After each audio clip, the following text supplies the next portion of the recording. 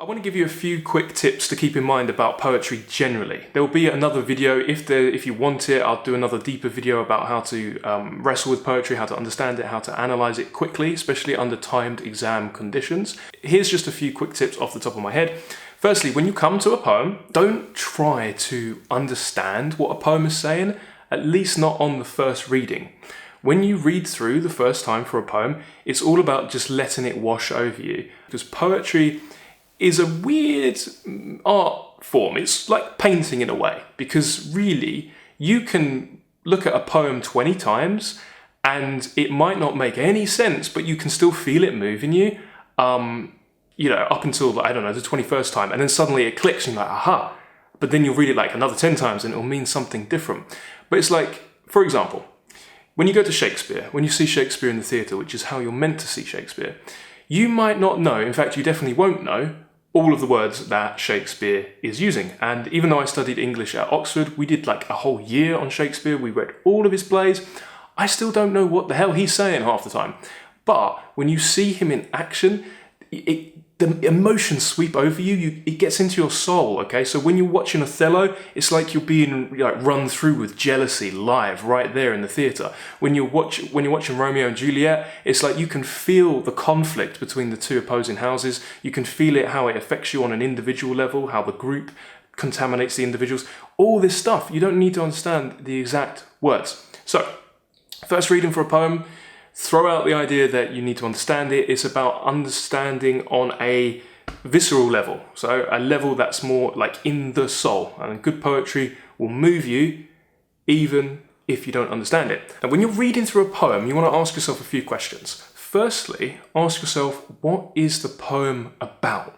Okay, so usually good poems are at least about something, and you might not be able to eloquently find all the right words at the right time, but you can probably have a keyword ready to go. You're like, this poem is about justice. This poem is about love. This poem is about family, or this poem is about this or that. That's what you're looking for. And then the way you do that is by you look at details. So just without thinking that there's a right or wrong answer, which is actually something that people who struggle with English do not like about English. They wish that it was like maths or science where there's a straightforward, correct, false or true or yes or no answer. Really, that's something that I always really liked because I could just blag it. And even when I got to Oxford, really, the degree was a degree in bullshitting. And I don't know, I like that. I think that's there's a lot of freedom in that, in being able to come up with your own ideas and seeing yourself in the text, instead of someone telling you what to think. Ironically, I'm going to tell you what to think soon.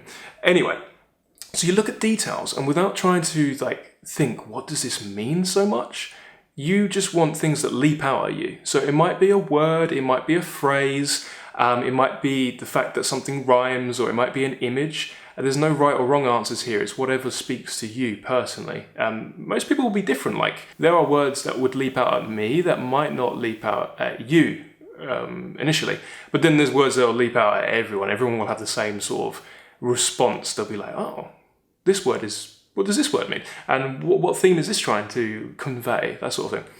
And then what you want to do, another thing you want to do, is you want to look for repetition. So I think it's easy marks if you find anything that's repeated, because always remember that if something is repeated in a poem, or pretty much any good piece of literature, it's significant. Repetition means significance. So if you see the same word twice in different parts of the poem, you need to pay attention to that word that's telling you something. In addition to repetition, you want to look for, again, these are easy marks, playing with sound. How does the poet use sound? And this is why you've got to read poetry out loud. How do they use sound to convey meaning? So look at words that are alliterative. Look at words that have assonance. You also want to look for similes, metaphors, and also try and see if there's a common database from which the words are taken. For example, if you see the word church, and then you see the word joy, and then you see the word prayer, these are all words taken from the semantic field of religion. Okay, so semantic field is like the word database of a certain topic.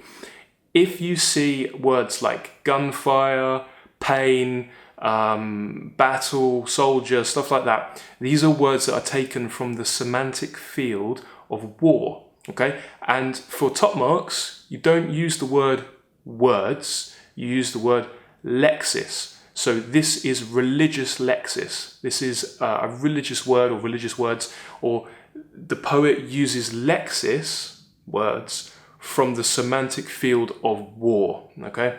So they use words from the word database of war, basically, okay? What else you can do? Now this, you don't need to do this so much if you're just looking at passing your GCSEs or trying to get a top mark in your GCSEs.